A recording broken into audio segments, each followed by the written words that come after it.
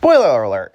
This audiobook contains events that take place in the future of 2025 during February, as well as shortly after Bill Cipher's defeat. Will this be visualized? Maybe. So anyways, let's get reading to this. My digital escape. Geoffrey's Valentine's Day Rendezvous.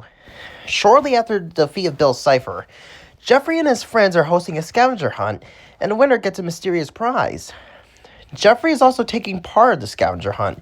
He doesn't know what the prize is, though. Geoffrey, I wonder what this prize is about. Perhaps it's something good and resource like some money or some good materials for a custom action figure. Jeff Daza. Or maybe it could be an Applebee's gift card for $50. John. Maybe some Green Lantern rings or some other Marvel and DC stuff. It still sucks that I got eliminated from the digital realm because of Solomon.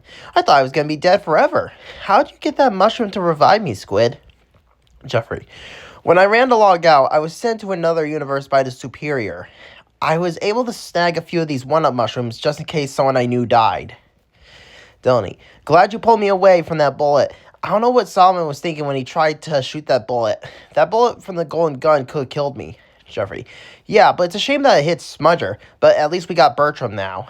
Delaney. Yeah, but who is that blue alicorn? Geoffrey. Oh, that was just Florio. She and I aren't really friends, but aren't enemies either. We're just neutral. Just then, a white Pegasus pony with a fluffy mane and tail that is blue, cyan, and red shows up. She's also a pony with deer antlers and a teal beanie. Moonstone. Hello, Geoffrey. Do you still remember the Code of the Jedi? Geoffrey. Yes, I do, Moonstone. John. Who is that? Geoffrey. This is my friend Moonstone. She's also a Star Wars fan like me and you, John. Moonstone. Nice to meet you all. I see that you all are hosting a scavenger hunt after Geoffrey defeated Bill Cipher. Geoffrey. Yep, but what's the prize? John. I say we all take part in the scavenger hunt. A little while later, the game is about to begin, and is being broadcast. Steve Staleberger. Good afternoon, ladies and gentlemen. I am Steve Staleberger, and I will be your host for this event. Ever since Geoffrey defeated Bill Cipher and saved Earth, he and his friends thought of the idea of hosting this scavenger hunt. However, none of them know what the prize is. If they find the Bill Cipher statue, then the prize will be waiting for them with the statue. Geoffrey. Oh, I'm curious what this prize is. Steve. Now, there's going to be 3 teams. Geoffrey will be with Moonstone, Delaney, and Jeff Daza. John will be with Shaquille, Dean, and Damien. Patrick will be with Eric, and Dave, and Brett. Now, let the scavenger hunt begin. Everyone starts getting ready to find the clues. Geoffrey's team finds a clue first. Geoffrey. I found the first clue. To find the right path, you must use your heart to figure it out. Sounds like a riddle. And because our hearts are on the left side of our torsos, I say we go left. Jeff Daza. Good idea. Geoffrey's team goes left and finds the trail to the next clue. Meanwhile, the other teams are having trouble finding clues, as well as trying to figure out what the riddles are. John. How do we solve this riddle, Shaq? Shaq. I don't know. This is confusing, and I thought searching for those clues were easy. Meanwhile, Geoffrey and his teammates have found the second clue. Tony. To figure out the second clue works, you must know what Geoffrey's favorite soda is. Moonstone. What's your favorite soda, Geoffrey? Geoffrey. Mountain Dew is my favorite soda. And look there, I see a soda machine. Maybe there's the third clue on it. They run over and see the third clue taped on the machine.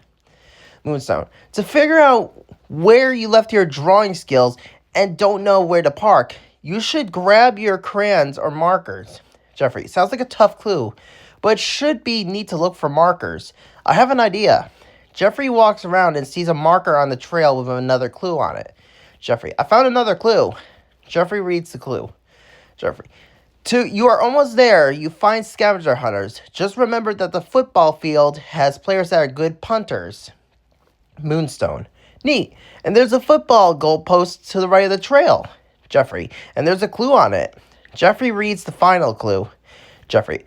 All of it just says it's just to follow the arrows painted in front of us. Geoffrey's team follows the arrows and they see the statue of Bill along with the treasure chest. Geoffrey. There it is, the statue and the treasure chest. Steve. Congratulations to Geoffrey's team for figuring out the scavenger hunt and following its clues. This is Steve Staleberger saying thanks for watching this broadcast. Geoffrey. Well, that was awkward for Steve to do that. Anyways, I wonder what we should do with this treasure chest. Moonstone, I said we open it up. Delaney, yeah, perhaps there's some diamonds and jewels inside. Just Daza. Or even money and cool stuff. Geoffrey, okay, let's open it up.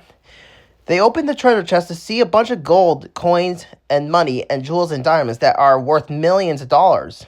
Just then, a strange ball of light rises out of the chest and goes into the air, surprising everyone. Just then, the ball of light turns into a version of Garfield with 6 angel wings similar to a seraphim, and is also wearing a white robe. Geoffrey knew this version of Garfield was different and had a different name known as Godfield. However, Godfield doesn't mind being called Garfield as that is what he is.